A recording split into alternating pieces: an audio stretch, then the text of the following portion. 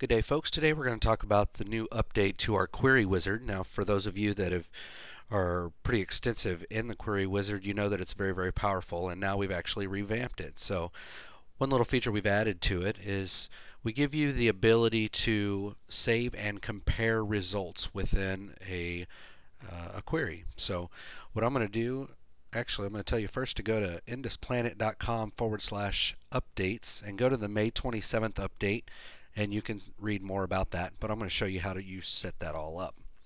So we're going to go over to our website, and we're going to go into our query tab.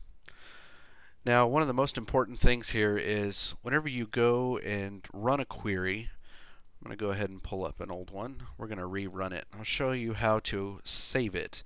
Now, typically, before you run a query, you can save it. You can save it to My Saved Queries, or you can save it into a particular group.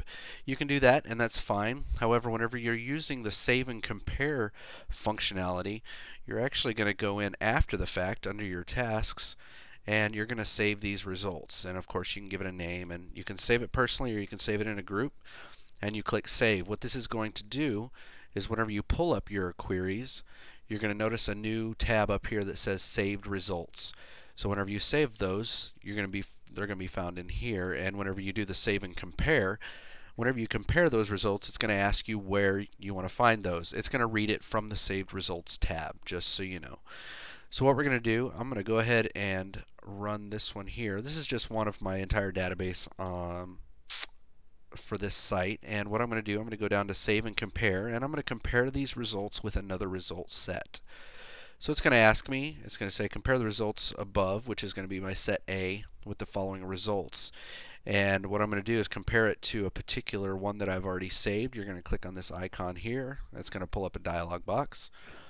It's going to ask me what ones do I want to run it against. So if you have them saved in My Saved Queries, that's fine. I'm going to run it somewhere else, and I'm going to pull it from this particular one that I run.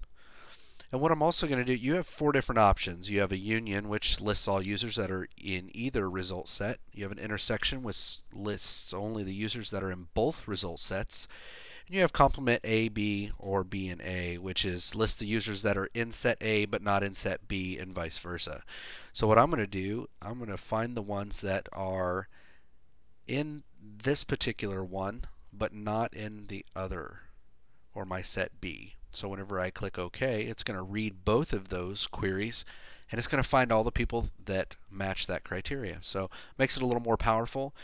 If you guys want to take it even a step further, you can really do infinitely, an